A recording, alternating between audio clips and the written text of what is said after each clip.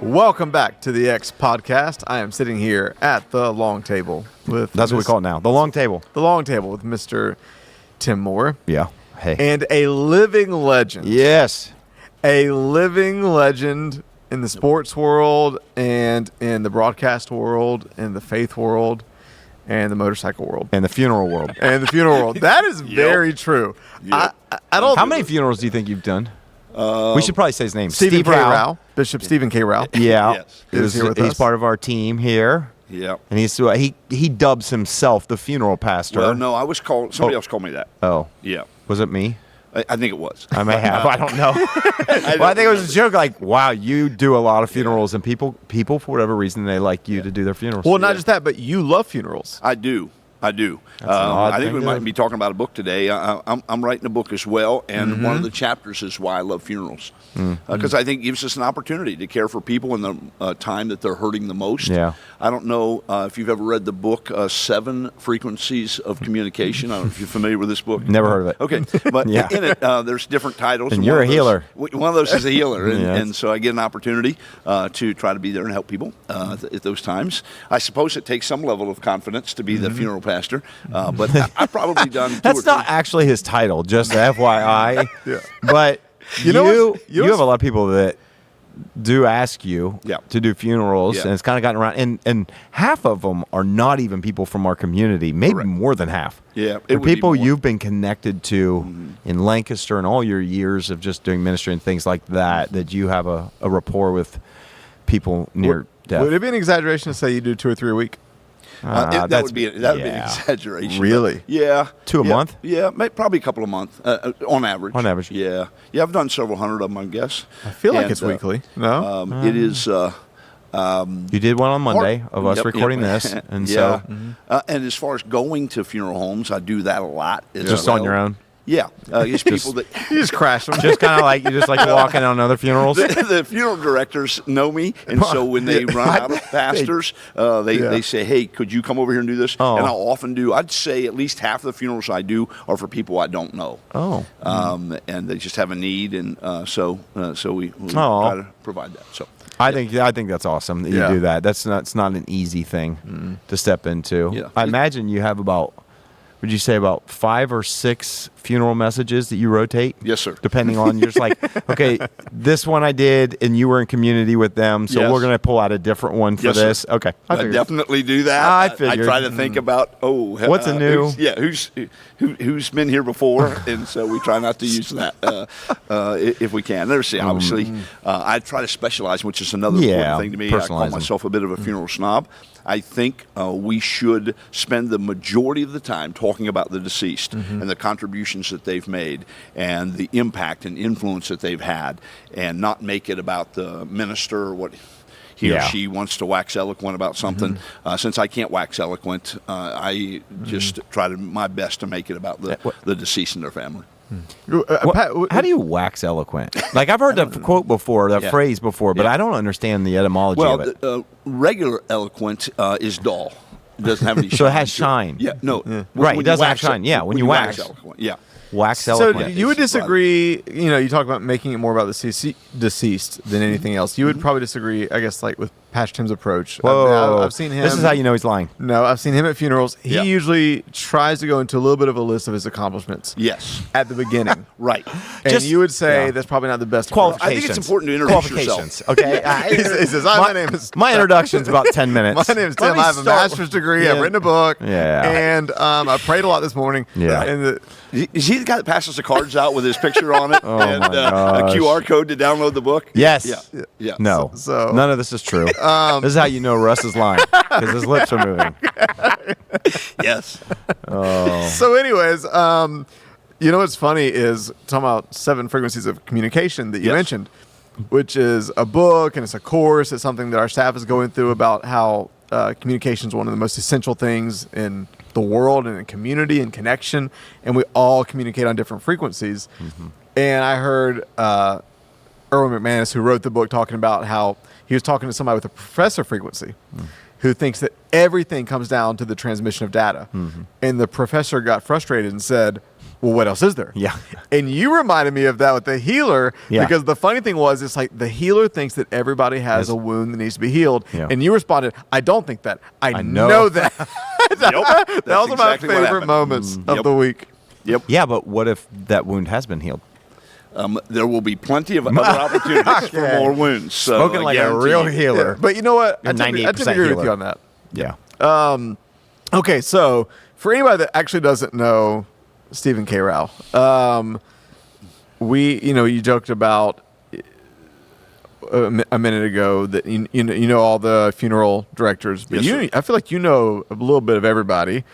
When I first met you, I joked, they told me that there's a big cardboard cutout of your body and face at the That's county fair in Lancaster. Oh, that's so I embarrassing. went and saw that. It was true. Yeah. Oh, wow. You were coming at the time you pastored for 21 years in Lancaster. Mm-hmm. You were going to meet with me. I joked that you must have just come from lunch with the mayor, and you said, as a matter of fact, I did. It was actually And, a former mayor, but yes.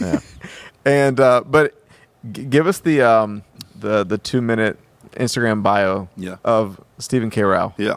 I was born in Lancaster Community Hospital. It's now the Fairfield Medical Center, October 27th. Why did you say no, not the 2-minute? Give us the 20-second. Oh, 27th. So let's skip forward that. I got saved love when I was 7 sports. years old in Phyllis Tyler Sunday School class. Okay. I got baptized when I was 16 years old by my father. Wow. Why did you have that I right? answered the call to ministry when I was 21 years old. Let me see. I pastored. I was associate pastor under my father's ministry for 7 years. He retired. Church voted to bring me on as primary pastor. I was primary pastor there for 14 and a half years. Then on December the 17th of 2018, Pastor Russ and Pastor Tim gave me the opportunity to come be the care and outreach pastor here. Ex-church. So that's my story. Love it. Sticking to it. Yes. And Broadcast. you have a sports broadcast network Yes, sir. that you run, Fairfield Sports Fairfield County Sports Fairfield Network. County Sport, FCSN. Yeah, FCSN. And Correct. so you guys do a lot of, you broadcast at local high school sports events. Yeah, there are 12 high schools in Fairfield County. We cover all 12 high schools in the major events, which are football and volleyball in the fall, boys and girls basketball in the winter, baseball, softball in the spring. We sprinkle in some other things like soccer games and others. Okay. And then you will also you have media pass, so you're at every Ohio State game.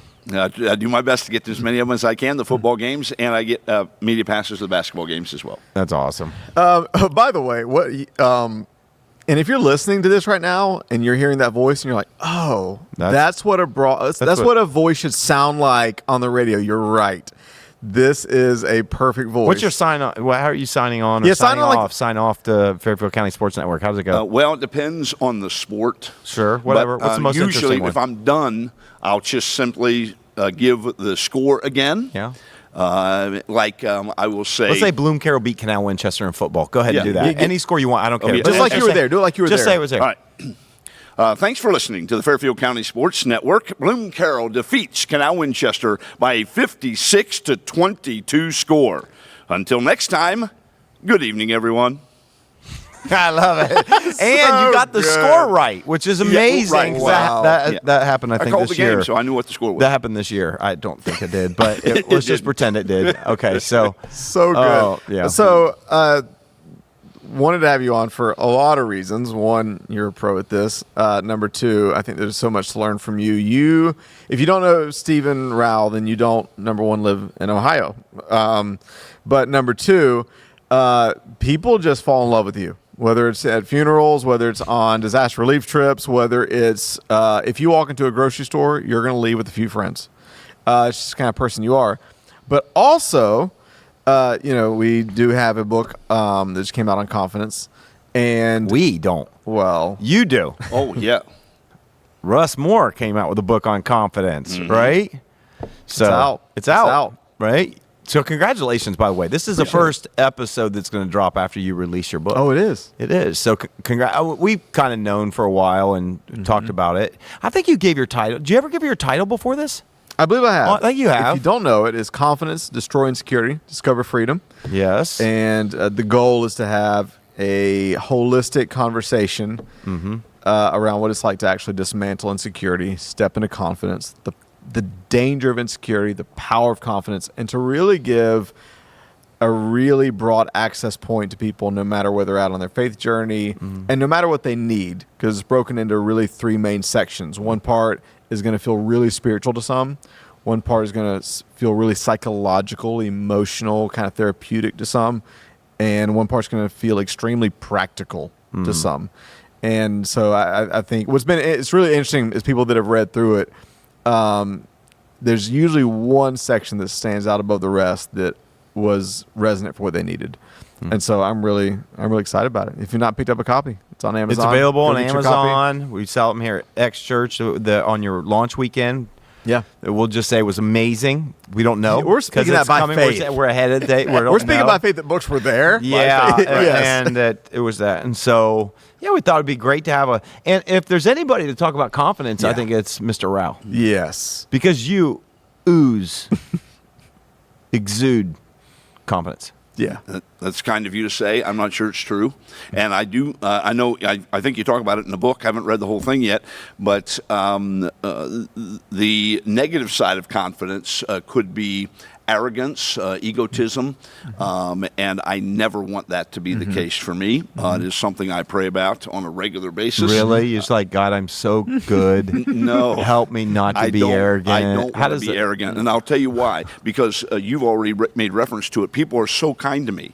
I went to dinner the other night with my wife and my cousin and his wife, and I got interrupted 5 or 6 times by people from all aspects of my life, and they all stopped. Matter of fact, finally, one of the workers comes by and says, "Hey, Steve, great to see you again. I was going to get over here earlier, but I was busy, and man, you're really popular."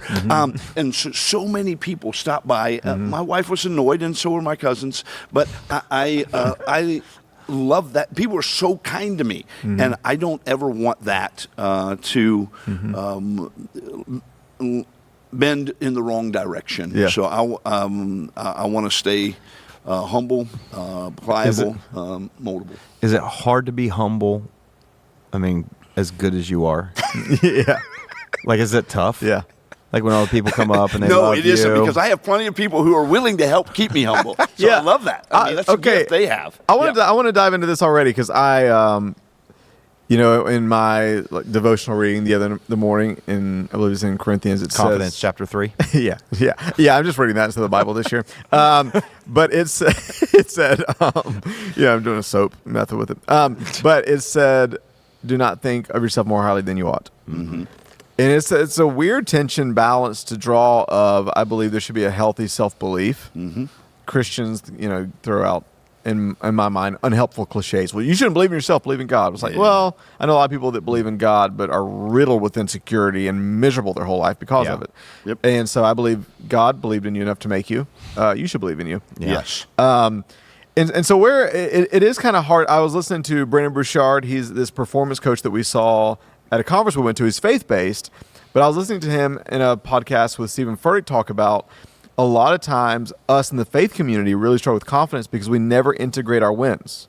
We're so afraid of being arrogant that if we score, if we succeed, if we do well, we just want to deflect it really, really quick. Yeah.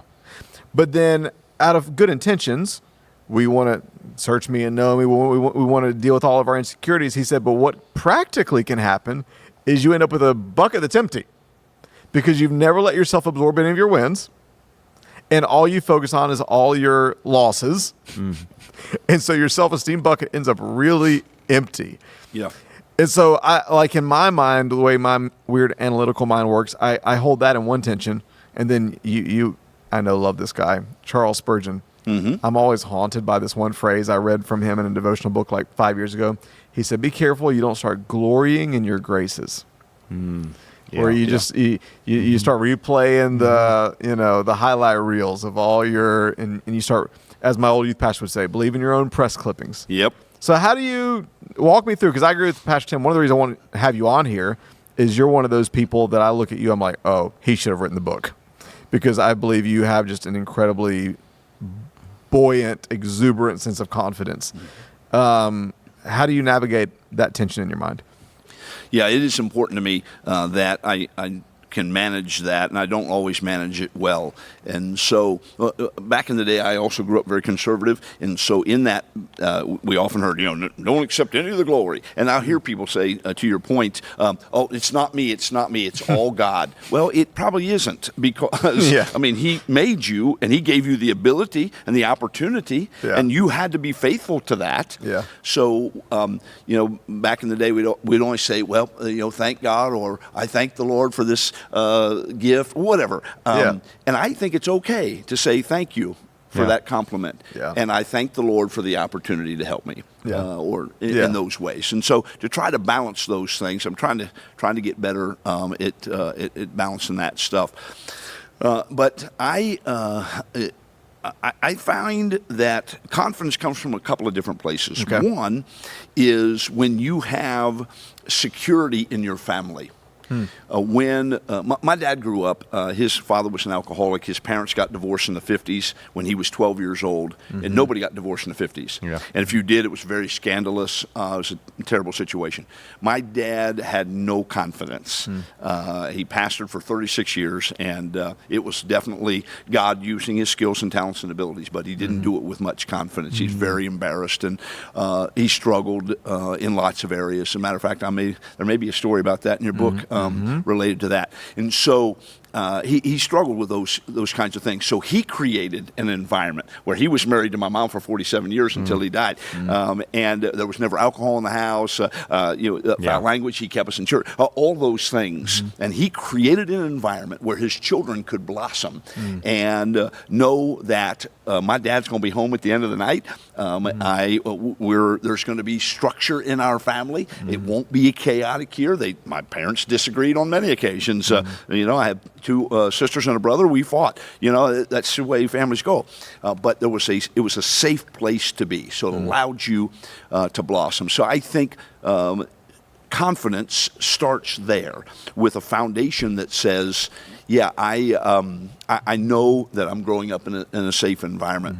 Do you think people underestimate the power of that, of almost like because I've thought about this, the older I get, you don't realize how lucky you are growing up if you have that. And then you grow up and I've had so many times over the years, with every passing year, I'm like, oh, I did have an unfair starting place emotionally. Yes. In a lot of ways. Parents aren't perfect, but there was stability, which almost gives you this like catapult place to launch from. Yeah. Significant contribution to this area of confidence. I think the other side of it is when you have some level of success, right? The sermon that the two of you shared recently was about David. He practiced with a slingshot. And so, yes, amazing happened, but it happened in large part because he spent time practicing. He had some success. Yeah. He said to King Saul, listen, I fought a bear and I won. I fought a lion and I won. There was success there. And the more successes that you can stack up, the more confident you're going to be. Yeah. You have a lot of failures, but failures are wonderful because they help you understand an area to grow, or, hey, that's not an area for me, so I don't do that. I've done literally everything I think that can be done in the life of the church because my father was a pastor in a small church. You just do everything. And there are things that I was terrible at, and my dad had me try them anyway, and he figured out I was terrible at them. We didn't do that anymore. And so didn't have success there, but had some successes. To use a sports analogy, I played basketball in high school. I was horrific as a freshman in high school. I was probably the worst guy on the team. My dad put up a goalpost that summer, and that's all I did all summer. Dribble, shoot, dribble, shoot, dribble, shoot. And when I got done with that, I shot, dribbled, shot, dribbled, shot, dribbled. That's all I did. And I was the most improved player between my freshman and sophomore years. I started the last 3 years. I was captain. And I had some success there, so it gave me confidence. When I see a basketball, I'm more confident. Played a lot of table tennis in my life, and I wanted to point this out. Pastor Russ once said from the platform that nobody ever beat him in table tennis, and that's not true. And I have witnesses that I did beat him at the Lancaster campus. I believe it. But what was the ratio of games? Okay, well, we played the exact same number of games. You and I. And I won all of them, and you won none of them. So. Wait, that is not true. Oh, it's absolutely true. It was one game. But, I mean, it was still the same number of games. You guys played one game? Yes, I won 22 to 20. Only one person can win. I'm going to ask Pastor Chase about this because please do. I do not. I kind of tend to believe you. Oh, well, you don't have to Of tend to or course not. you would. It's No, just I the tend to truth. believe you. It is the truth. No, he's so confident about it. Well, He's confident about it, and you seem Jesse you McCoy seem was not not Pastor very confident. Steve, I believe you were speaking to something. You were speaking to what you warned about earlier, the negative side of confidence. That can slide, do worry about Arrogance? They can slide into lying. No. And I'm not lying. I'm not lying. I'm very confident about the here's fact what I'm we, not lying. Here's what we know. Yeah. What do we know? There's one person at this table who has a history of lying.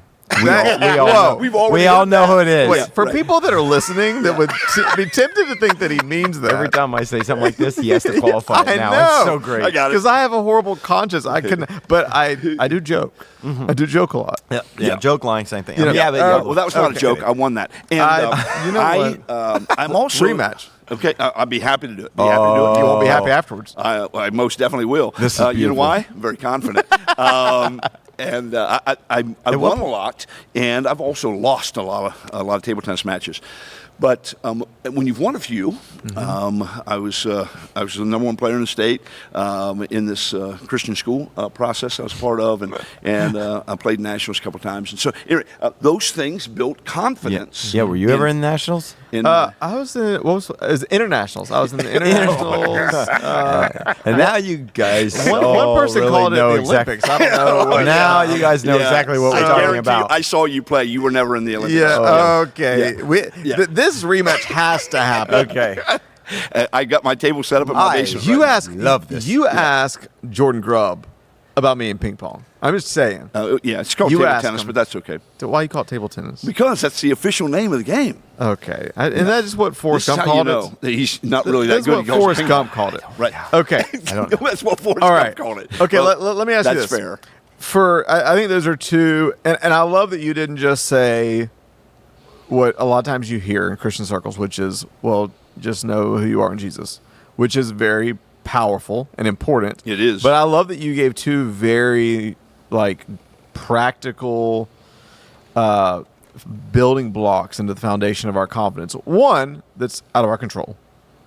We none of us can choose the hand we're dealt in the families we grow up in, and in fact, a lot of people redeem that if they're born into very broken homes and actually use that as fuel for self-growth. And so none of us are stuck where we're at, no matter where we come from. And I know you believe that. What are some practical, let me ask you this, what are some mindsets that lead to confidence that you wish people have? Because one thing about you is you are not risk averse. I'm not. And Gotten in trouble for that a few times. yeah, me and you've gotten me kicked out of we got kicked off dugouts from Yes. baseball games, and you've gotten kicked out of plenty of locker rooms. Yep. But you've also scored a lot of incredible interviews with athletes and celebrities and incredible stuff. Yep. But I heard Neil Dingram, he was one of the speakers talking about social media at the conference we went to. He said something I wrote down I've been trying to go back to as I do something which is very uncomfortable for me historically, which is to really promote something that I'm doing because I really do believe in it. But he said one of the things you have to do is you have to give, he said, the greatest gift you can give yourself is to get over the fear of being embarrassed. Yes. And I was like, okay, I'm going to lean into that. And one of the greatest gifts you can give yourself is, and maybe you can say it this way, is to get over yourself. Yeah. And talk me through your mindsets. And I think sometimes when you are a certain way intrinsically, you may not even think about it. But I'm sure, because I know you think through these things, and I know you help coach other people. What are some mindsets that you have? What are some mindsets that you would give somebody listening that you think could help lead towards more confidence? Yeah, I really appreciate you saying that. It reminds me of an account. My dad contracted cancer, and my very insecure dad got to a place in his life where he didn't care what people thought anymore. And he pastored for 36 years. He was faithful to my mom. He was faithful to the Lord. It was awesome. Well, when he got cancer diagnosis, he quit caring about what people think, and it was awesome. As a matter of fact, he turned to my mom one day and he said, "I think I'm acting more like Steve." And he didn't sound like a compliment. I think he was trying to make it a compliment. He was saying, "I'm more confident." He told me the story. He said he was at Walmart or something, and somebody blew their horn at him because they thought he was moving too slow, and he stuck his tongue out at him. Now, my dad would never have done that, ever.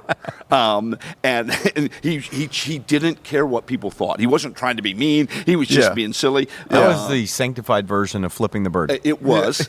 He's a follower of Jesus, and so he didn't do that. Do that again? Yeah, right. He just wasn't wired that way. But because he didn't care what people thought. And, I have this expression. I tell people, I say, I go till I hear no. And that... I was in a couple of locker rooms and they told me to leave, and I left because I was pretty sure maybe I wasn't supposed to be there, but I wasn't 100% sure, so I went ahead and risked it. I've risked lots of things, and if somebody tells me no, I go to ball games. I don't sit in the seat I'm assigned. I try to find one closer. And people say, "Excuse me, you're in my seat," and I say, "Oh, am I? I'm sorry about that." And then I move. I did it just a couple weeks ago. So that's okay. I understand if I'm not supposed to be there, that's fine. Hold on. I got a story for this real quick. Yeah. This my wife will hate this, or she hated this. We went to a Blue Jackets game. This was a few months ago with some friends. One of the guy in this couple we went with, he cannot sit up high in the nosebleeds. Yes. Like he freaks out, his heart palpitates, like he dizzy, like he can't. Yep. Like he can't. I understand that. So we had tickets that were given to us, and I told him, "Do you want to go?" "Yeah, go." And, we went to eat. We didn't care if we made it for the whole game and this. Well, the seats were up high. He was like, "I can't sit." And I was like, "Why don't we just go eat dinner, and then we'll get there a little later, and we'll just maybe try to find some other seats." So we get there at the start of just in between second and third period. Yep. And we go on the main floor right about mid-ice, and there's all of these rows that are open right in the back. They're like open, like no one's there, and they're getting ready to start third period. No one's there. I'm like, man, people must have left. This is great. So we're like, let's just go sit here. So 4 of us go, and my wife does not like doing that. Like she, you don't mind sitting in someone's seat. Yeah. She dies. Yeah, right. Internally, My wife something is the she same. dies inside. Yep. So we go and we go to sit down, and we sit in these great seats. I mean, they're great. The first bowl, lower bowl, Yep. right in the middle of the ice, beautiful. And we keep looking back, and then there's the attendants, and they keep kind of looking over. One of them keeps looking at us, and look back, just look ahead, look ahead, look ahead. One just look ahead. A couple people start coming, filling around us. A guy comes down, and he goes, "Oh," he says, "Are you guys family?" Apparently, we sat in the family members section of the professional hockey players. How about that? And they were like, "Are you guys family with them?" Like, no. Family of God. We're not. Yeah, this section's for the family members that are on there. At the time, we had gone to one of the other attendants further down, and so we left the wives there. And so this guy came down and asked them. We went to one of the other attendants because we were trying to get different seats. That we were like, right. We're like, I don't know. He's looking at us kind of weird. We don't know. So we're over there asking this guy, hey, and so the guy who can't sit in the nosebleeds blames it on his wife. Yeah. And he goes to the other attendant and says, "Hey, my wife, she has she gets dizzy and vertigo, and she just struggles, and she can't sit in the nosebleeds, and so we is there any seats that are open here?" He's like, "Oh." So finally, when all that happened, he's like, "Come down here." So we got to sit down by there. But she was mortified. Both of them. They were like, I kept saying, "This is a bad idea. It's a bad idea, bad idea." And the guy came up. So anyways, that was just a little story. I had a very similar situation. My daughter bought me tickets for the Blue Jackets game. It was up in the nosebleeds. I wasn't real super comfortable with it, but I did it because it was my daughter. My son was at the exact same game. I didn't know it. He was with his buddies. So I see him across the rink. I call him. I said, "Is there any empties over there?" He's in lower bowl. Yeah. He's like, "Yep, there's some around." I said, "We'll be right over." And my daughter and I went over there between the first and second period, sat there the rest of the game. And no one was there. Say people have tickets and they'll show up. So They do. something. Yeah. So how do you think, I mean, and these are fun examples, but I think there's a really powerful application to that when it comes into other areas of your life. Yes. What walk me through that. What are some serious examples of why it's actually important to have the kind of spirit that's willing to take on risks? And if somebody's listening to this and they're kind of, no, I'm super risk averse. I'm terrified of that. But they want to grow in a little bit of courage. Yeah. What would you tell them? Yeah, a couple of things.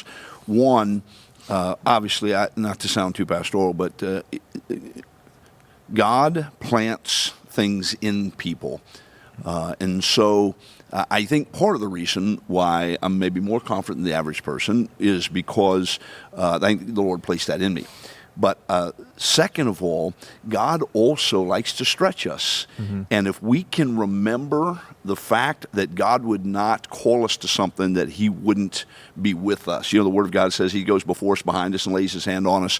And I've got to remind myself of that. There are opportunities that I've had to go to foreign countries. The one that was maybe the most unnerving was Cuba, because it hadn't been fully opened up for people. And while there, the resident missionary was quite sure we were being followed, and the lady that cleaned our hotel room, he was pretty sure was a plant and some other things. It was an unusual thing. And yet, at the end of the day, I have to say, Lord, you called me to do this. It had been on my heart for 10 years or more to go. You called me to do this. We just have to do it, and have to trust you at the end. My wife did not go with me. She never worries about these trips. She said it was the most she was worried, and she was keeping track of the flights. And when she said, well, his airplane is left, I don't know if he's on it or not. When I landed in Cuba, they took my passport, which had never happened to me before when I was at other places. So at the end of the day, I'm like, I don't know, is this the way I'm going to go? See Jesus? Hey, that's the way it has to be. And so part of that is just trusting in the Lord. But it is also really important to surround yourself with a group of people who also, there's strength in numbers, right? Yeah. And so when you surround yourself with people who also get it and are willing to maybe have some strengths in your areas of weakness, but they're there for you and they're championing you, then you can do things you didn't think you could do before. And it gives you that sense of confidence, because now it's not I have done something, it is we have done something. And when we do something, then the next opportunity that comes, you're like, yep, I'm ready to do that, because we did that one other time and it went really, really well. Yeah, no, that's great. I also like how you said surround yourself with people that, even if their strengths and weaknesses are different, believe in you and champion you. I mean, if we're going to use courage and confidence kind of synonymously, encouragement just means to put courage in. We underestimate the power of being encouraging people. Like, it literally, like, I feel different. And I mean, honestly, it sounds maybe petty or superficial, but I approach my life differently. I approach conversations differently. I approach, whether it's the book or the law, I approach all that differently when I've been around people that I know are in my corner, when I've been around people that are cheering me on, when I've been around people, because when they're encouraging me, they're putting courage in me. And it's like, man, I can do this. And I also know what it's like when I'm feel the lack of oxygen to that. And I think it's just a powerful reminder that there could be almost nothing as important as choosing to be a person who's encouraging. And also I think we have to eliminate the negativity in our life. If there are people, and I do this, if you're only negative, like every time I talk to you, you're like, I don't think it's going to work out. I don't know. Boy, have you thought about this? And oh my goodness, look at, well, should we do that? If I hear that constant message, I just don't put myself in a place around those people, because I don't want to be brought down. And I'm thinking, no, I think we can do it. And it is amazing what can be done when you are a child of God. You are surrounded by people who are championing you, and you get to do it together. It is amazing what can happen, and it really does infuse everybody in the group with confidence. You can't be afraid to fail, and I've failed more than I've succeeded, but that's has allowed me to hone the things maybe that I'm better at than others, and then spend my energies on that. You probably know this, but back in the day, Tiger Woods, he was the best putter in golf, and he spent a majority of his practice time putting. He strengthened his strengths. And when you have some success or some level of confidence, and you surround yourself with people who are infusing more of that courage and confidence in you, then you're strengthening your strengths, and you'll be able to do even more amazing things, not because you have all of the skills and talents and ability in the world and you're better than everybody else. Not that. Because you maybe took a few more risks than others might be willing to take, because you've built this foundation that has given you the confidence that you need. That's good. So good. You said "can" a few times. I did. There's a word that you hate. Oh, it's a 4-letter word. It's terrible. You should not say it on this podcast. FCC will shut us down. I can't stand the word "can't" because, well, first of all, Philippians 4:13 starts with "I can," and I like to shorten it in my family with "I can" with help. Right? We can't do it on your own. No person's an island. We can't be doing that.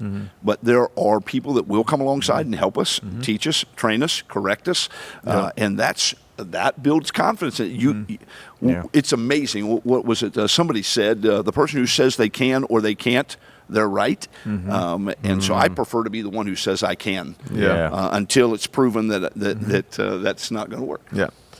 I think. We can wrap this up in a minute, but I just think there's so many. The more I've dove into the topic of confidence, the more I see just all the different layers and the nuances of it. And one of the things that I love about you that comes to my mind, and I do think you can draw a connection there. I'm curious if you would agree, but you are one of the most confident people I know, and you also have a zest for life and joy, and you enjoy life, and I think there's a link there. I think the more we give ourselves permission to be comfortable in our own skin, take risks, go for it, the more there's a corresponding zest, and the world opens up, and there's a joy that comes, there's a strength that comes. And you mentioned something that there's possibly a negative side of confidence. One of the things, kind of go into the book, I kind of view it differently. I kind of view, and you're welcome to push back, that arrogance is more attached to insecurity. Agreed. Whereas confidence is actually more attached to humility. And so in that sense, I almost don't think you can be too confident. Because I think if the confidence is rooted in humility, then the more confidence you have, the more you're going to serve people. And the more you're going to make it about them. Yeah. And I see that in you. Yeah, well, that's kind of you, but arrogance, absolutely. You're compensating for something, right? Yeah. You feel insecure, and so you try to come off as, the big cat on campus or whatever. You're smartest, strongest, baddest dude around. You're trying to compensate for a significant insecurity that you have. And I think it's important to realize that even when people come at you in that way, say, well, in the back of your mind, you just know, they're struggling with something, and try to give them some grace in those areas. But I have been blessed with so many, obviously starting with a wonderful family that kept me in the church, and then people who've come around me and given me opportunities to do different things, to try different things. I'm also love trying all kinds of different things, and some of them I'm terrible at. Some of them, work out a little better than others, but that really is where the confidence comes from, and I think it was placed in my heart by the Lord initially. But it's got to be managed appropriately as well. But yes, I don't. I want to. I ask the Lord to keep me humble all the time, and then He puts people in my life that help me do that. So yeah, He answers prayer. That's not a prayer you want to pray very much. I know. I love God, it. keep me humble. Yeah. No, I love it. It's funny. My good friend Cole, I talk about that when I was in middle school, he's kind of what started me on the spiritual path. But I remember even for a 6th or 7th grader, had incredible EQ. He was so good with people. And he was so confident. I mean, like, all the girls loved him, and he was captain of the football team. Not the chess team. I almost said cheerleading team. Captain of the football team. But he was also extremely humble. I remember there would be some people come around from time to time that would be just very, brash and arrogant. And even, I just remember him saying this, even as a 6th grade young man, he goes, "Oh, it doesn't bother me. Like, if I see somebody brag on themselves, I always just imagine they must have something going on. So, I just smile and cheer them on with them because I just assume. And I'm like, oh my gosh, man, the EQ for a 6th grade kid, instead of being annoyed at an arrogant person, to just deep down say, oh, there must be. Not just a 6th grade. That's like a 26-year-old or a 46-year-old or a 66-year-old. Like most people don't have that at any point in life. No, I know. Let alone 6th grade, right? Yeah. True. That's crazy. Yeah. And it's one of the things that, and I'm sure I get annoyed, but it's one of those things that, thankfully, at an early age, it kind of rubbed off on me, and I still think about that. Like, if somebody's, like, feeling the need to brag, I can feel the people around me getting annoyed, and I'm just like, it's okay. Let them brag. They might be, like, there must be something inside that really feels like they need to do that. And so instead of getting mad at them, So as we, before we wrap up, since we have the author of the book here, where does your confidence come from? Because you have a cocky confidence about yourself. Oh, cocky confidence. That's a good thing. Do I have a cocky confidence? I don't think it's cocky, but you carry a confidence about you. Right? Yeah? No? Yeah. I mean, you wrote the book, so I mean, and you say it's a journey that we're all on. So I don't think anybody's ever arrived. I think we could all look at our lives and go, I think we all have insecurities we continue to battle. I think if you don't, you're lying to yourself. True. More than likely. And I would imagine some of us probably at times feel more confident. And then there's times I feel like confidence can sway like the wind. Like you can feel confident one moment and then one person says something. You have one moment of failure. This didn't go through right. And next thing you're like, okay, I'm not good at anything. Yes. Oh my gosh. I mean, just today, I mean, maybe I shouldn't admit this as the author, but just today I've had moments where I'm like, oh, I feel great about how this is going. And then other moments where I have to watch my internal narrative where literally there's certain things that I wanted to go a certain way. Even with the book launch, then I'm like, I'm a failure. Yeah. Like I still have to watch those kind of internal narratives all the time. Like I'm doing a podcast with Addie tonight in Coffee on High, and she sent me over some of the questions. And one of the questions was, do you consider yourself a confident person? And my first gut level reaction was, well, depends on the hour, which is probably not good. But no, I think if I'm being honest, I think probably maybe in comparison to the normal person, I have grown in confidence for sure over the years. I think God's helped me to grow in confidence. I also, like Pastor Stephen, very fortunate. Had an unfair starting point in how incredible my parents are and their belief in me. But I've had to battle insecurity deeply throughout my life, and I have entire seasons where I'm battling insecurity. Since I moved here, I've had seasons where I'm like, oh, I've really got to go to war in my mind against being stuck in my head. Yeah. Against like I love what you said, because you can't find confidence from achievement, or else every celebrity and all them would be. But if you have a healthy base, wins help build confidence. On the flip side, you get enough losses. What can be worse is the cyclical effect of getting stuck in a mental deficit, where it's like, how do I crawl back out of this? Yep. You have a week or a month where this happens. You kind of blow it here, blow it there, and then somebody says something, and you take whatever, and all of a sudden it's like, oh, how do I crawl back out of this? So I think part of the nuance of the book, hopefully, is giving tools of not just how to grow confidence, but how to crawl back out of the pit when you take a loss. Yeah. And to not let it become pervasive, but to say, okay, I can take a lesson from this and I can grow. Because I do think confidence is holistic. So, I mean, you ask where my confidence comes from. There's a spiritual aspect for sure, where my faith gives me confidence that if I believe God's with me. Yep. But then there's the practical of, okay, the more I'm walking in disciplines, the more I'm walking in integrity, that builds an inner sense of confidence. And then the more I'm paying attention to my inner psychology, we talked about some on Sunday, the more I'm paying attention to, okay, there are parts of my heart that are not at peace.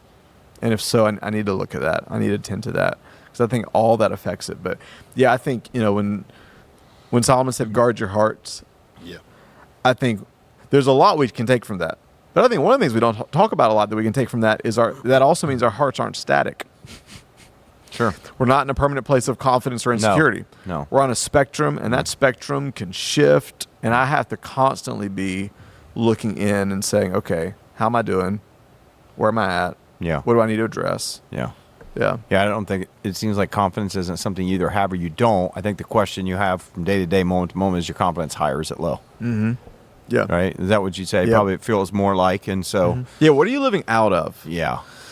And that makes a difference, right? Yeah. What are you living out of and what are you full of? You know, I mean, it sounds cliche. I've said it several times in the book and the series, but there's a difference between having insecurities, which I just think means you're human, and insecurity having you.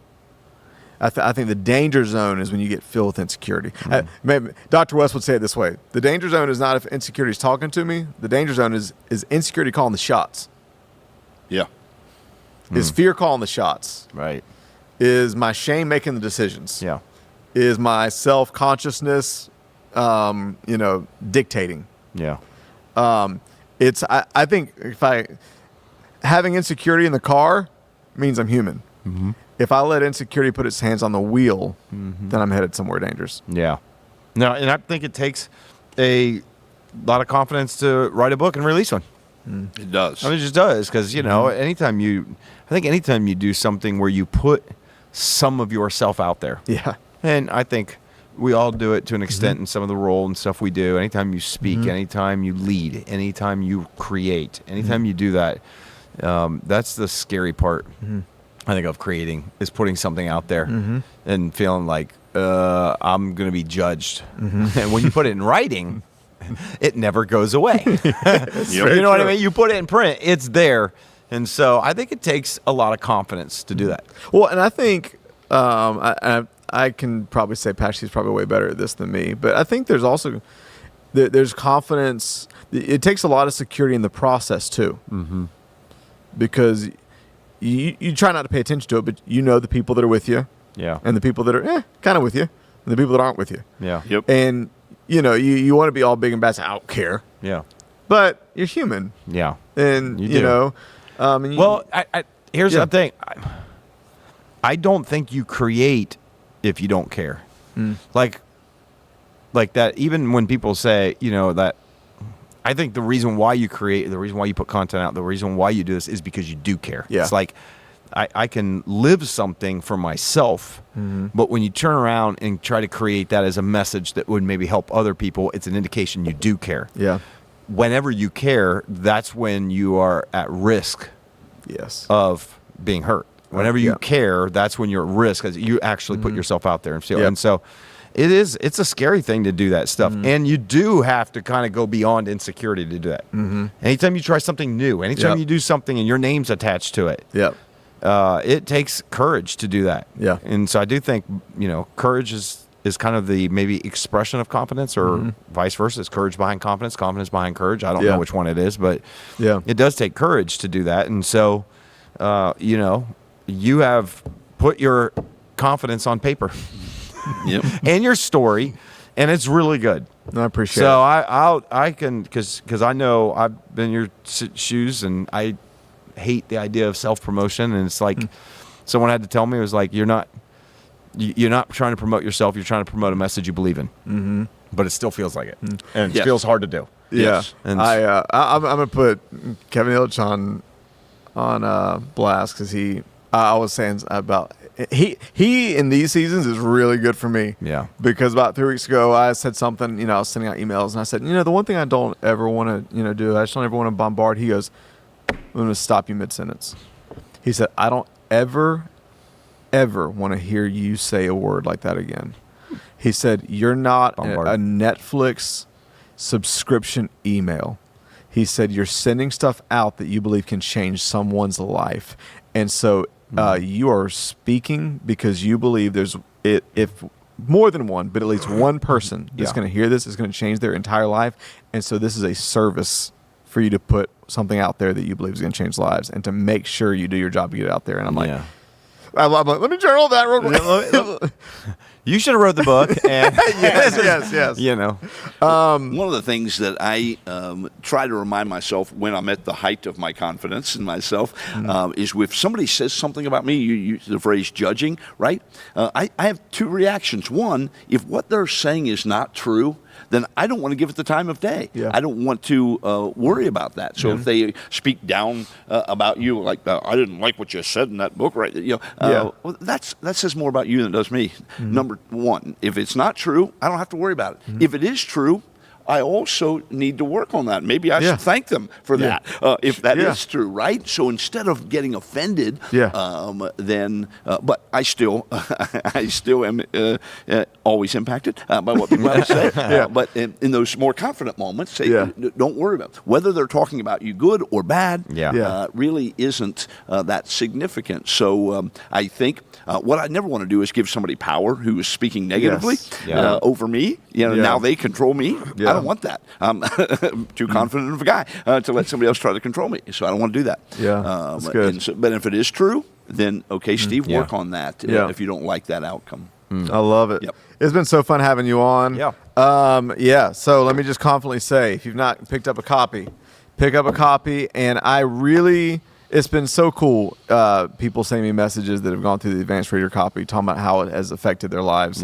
And so get one for you. Get it for somebody that you love, that you think it would encourage. I like to say it this way, because sometimes it can be like, well, how can you say, hey, I got you something? And it's not sound like it's confidence. And so I was thinking through this. If you want to give a book to somebody you think it would encourage, think of it this way: there's somebody in your life that's awesome that doesn't realize how awesome they are.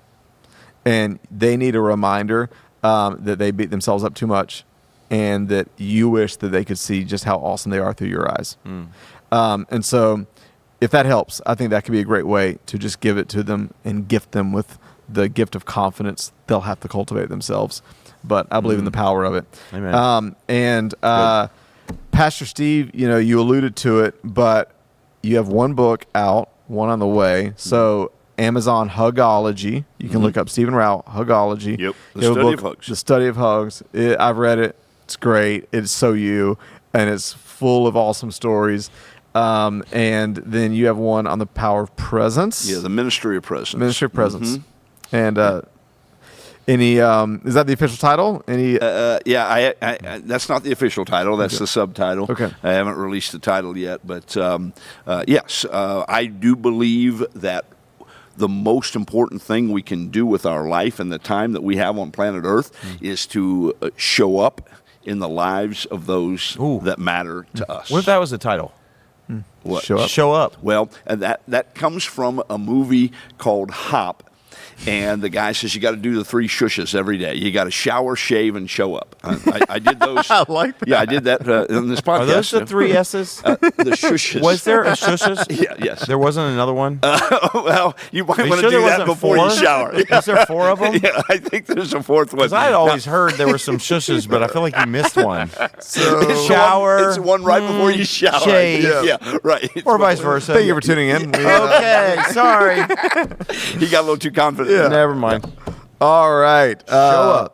Show up. Shower, shave, show up. I like that. I like it. I Well, like that'll be that the a lot. title of the book. That'll be in the book. Shower, shave, show up, but then you can steal it for a line. You can't probably steal someone's line, then that's not going to work. And Yeah. Nope, I can't do that. No. As a matter of fact, the title I had for the book has already been written with that title, and so I didn't want to get sued, so I have to change the title. But, There you go. Yep. I appreciate you mentioning that. Hopefully, first of the year. are you that 2025. close? Hopefully, yeah. Is it done? Yep.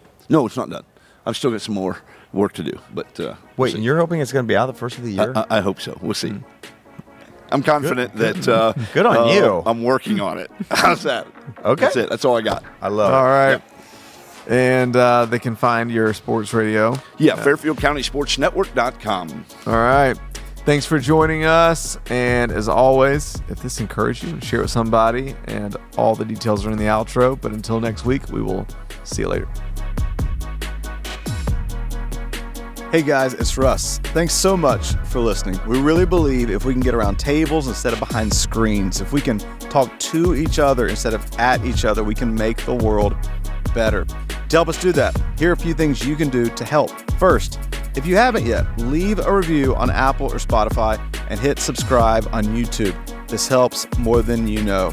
Also, if you have been impacted by the community out of which this podcast comes, that's X Church.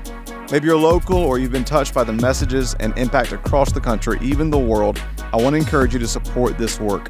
A powerful life principle is to invest in the people and places that invest in you. And so I want to invite you to do that right now by going to thex.church/give. You can give a one-time small gift, a sacrificial gift, or even become a recurring partner.